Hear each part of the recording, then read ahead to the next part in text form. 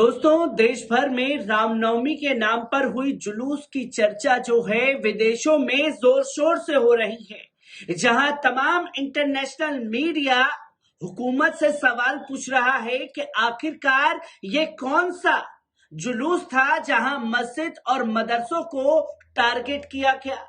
तो वहीं अब इस पर 57 मुस्लिम देश भी एकजुट होते हुए दिखाई दिए, जहां कल ओआईसी ने एक ऑफिशियल स्टेटमेंट बिहार शरीफ को लेकर के हुकूमत से सवाल पूछा कि हिस्टोरिकल मदरसा, जहां हिस्टोरिकल किताबें रखी हुई थी दीनी तालीम की, उन्हें जला करके राख कर दिया गया।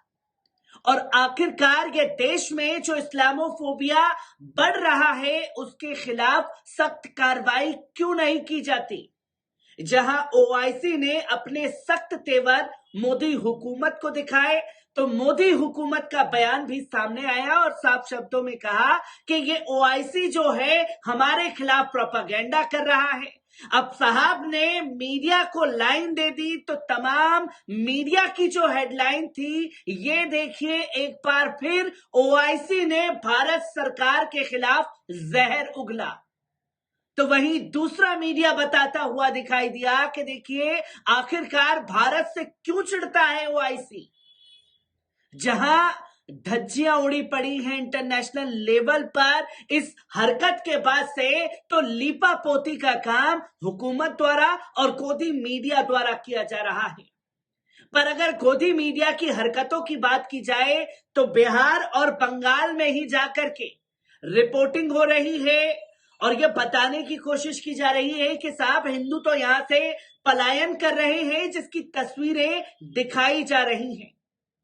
पर इसी गोदी मीडिया से एक सवाल पूछा जाए कि आखिरकार रामनवमी के दौरान हिंसा तो मोदी जी के गृह राज्य, अमित शाह जी के गृह राज्य गुजरात में भी हुई, जहां गुजरात में इफ्तियार के दौरान दंगाइयों के साथ पुलिस प्रशासन मुसलमानों के घर में घुसा, इफ्तियार का सामान फेंका और महिलाओं के साथ बदसुल्की की गई, उनके कपड़े फाड़े गए। क्या गोदी मीडिया उन मुसलमानों के घर पर जाकर के तमाम पहलुओं को दिखाने की कोशिश करेगा? क्या हुकूमत भले ही इन तमाम घटनाओं पर आंखें मूंदे बैठी रहे, कोई स्टेटमेंट इस पर दे या ना दे, पर दुनिया भर के लोग जो हैं इस पर अपनी प्रतिक्रिया देते हुए दिखाई दे रहे हैं। तो इसी पर ओआईसी ने भी अपने सख्त तेवर जो हैं वो हुकूमत को दिखाए हैं। किस तरीके से तमाम रिपोर्ट सामने आई है, क्या कुछ ओआईसी ने कहा है और क्या भारत सरकार ने जवाब दिया है, एक बार इस रिपोर्ट पर नजर डालते हैं। दोस्तों, आपको बता दें कि मुस्लिम देशों के संगठन ऑर्गेनाइजेशन ऑफ इस्लामिक कॉरपोरेशन यानी कि ओआईसी ने रामनवमी पर भारत के अलग अलग हिस्सों में हुई हिंसा पर चिंता जाहिर की है।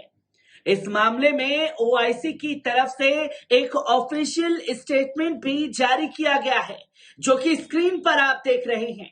इसमें कहा गया है कि भारत में रामनवमी के जुलूस के दौरान हुई हिंसा से हम चिंतित हैं। दूसरी तरफ भारत ने ओआईसी के बयान को गलत करार देते हुए कहा कि ये उनके कम्युनल माइंडसेट और एंटी इंडिया एजेंडे का हिस्सा है। जहां विदेश मंत्रालय के प्रवक्ता अरिंदम बागची ने कहा कि हम ओआईसी के बयान की निंदा करते हैं। ओआईसी ने एक बार फिर जाहिर कर दिया कि वो सांप्रदायिक विचारधारा रखते हैं और उनका एजेंडा भारत विरोधी है। ओआईसी जनरल सेक्रेटरीट की तरफ से जारी बयान में बिहार शरीफ में 31 मार्च को हुई हिंसा का खास तौर पर जिक्र किया गया है। आरोप है कि इस घटना में लाइब्रेरी को आग के हवाले किया गया, जो कि मदरसा अजीजिया 500 साल पुराना था, उसको आग लगाई गई। बयान में इस्लामोफोबिया का भी जिक्र किया गया। बयान में भारत सरकार और लोकल एडमिनिस्ट्रेशन से मांग की गई है कि वो इन दंगाइयों के खिलाफ सख्त कार्रवाई करे जिन्होंने मदरसा अजीजिया में आग लगाई है। इसके अलावा नालंदा में हुई हिंसा के बयान में चर्चा की गई है। नालंदा पुलिस ने कहा है कि हिंसा के मामले में अब तक 50 लोगों को हम गिरफ्तार कर चुके हैं। आपको बता दें कि 1967 की अरब इजराइल जंग के बाद मई 1971 में ओआईसी की स्थापना हुई थी।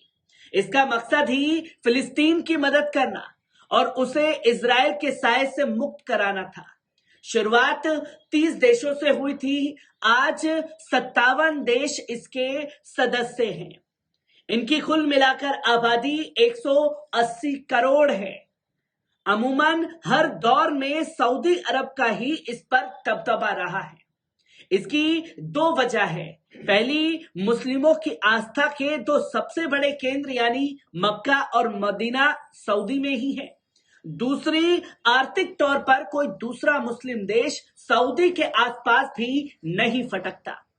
तो वहीं थाईलैंड और रूस जैसे कम मुस्लिम आबादी वाले देशों को भी ओआईसी की सदस्यता मिली हुई है, पर करीब 20 करोड़ मुस्लिम आबादी वाले भारत को यह दर्जा नहीं मिला हुआ है।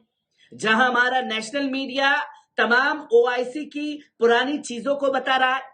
1969 में भारत में तत्कालीन राष्ट्रपति फखरुद्दीन अली अहमद को ओआईसी के पहले सम्मेलन में हिस्सा लेने का न्योता मिला था। हालांकि पाकिस्तान की आपत्ति के बाद भारत को दिया न्योता रद्द कर दिया गया था। तो वहीं ओआईसी को बने 50 साल से ज्यादा हो गए हैं। ये इजराइल को झुकाने और फिलिस्तीन को उसका वाजिब हक दिलाने में कितना कामयाब रहा है, इसे बस एक उदाहरण के तौर पे ही समझा जा सकता है, जो कि नेशनल मीडिया ये तमाम चीजें लिख रहा है और इन चीजों को सामने रखना जरूरी है। तस्वीर साफ हो गई। 1948 में फिलिस्तीन के दो हिस्से हुए। कुल जमीन का 48% हिस्सा फिलिस्तीन और 44% इजराइल को मिला और 8% यरूशलेम के हिस्से आया है और ये यूएनओ की सरपरस्ती में आ गया। आज फिलिस्तीन सिकुड़कर महज 12% जमीन पर है। इसकी 36% जमीन इजराइल हड़प कर चुका है। सवाल यह है कि क्या करता रहा ओआईसी, जिसको लेकर के फिलिस्तीन और इजराइल के मुद्दे को तमाम गोदी मीडिया ने एक साथ प्रकाशित किया है।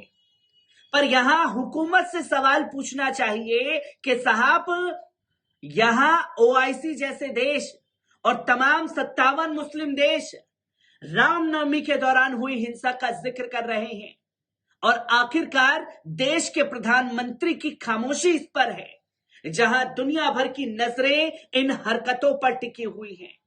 और दूसरा सवाल यह खड़ा खासतौर पर हो जाता है कि क्या देश के प्रधानमंत्री को ये तस्वीरें नजर नहीं आ रही जो कि इंटरनेशनल मीडिया इसके खिलाफ खुल करके लिख रहा है। और ओआईसी की प्रतिक्रिया भी सख्त तेवर में आई है। और तीसरा पहलू यह कि आखिरकार ओआईसी क्यों बोला।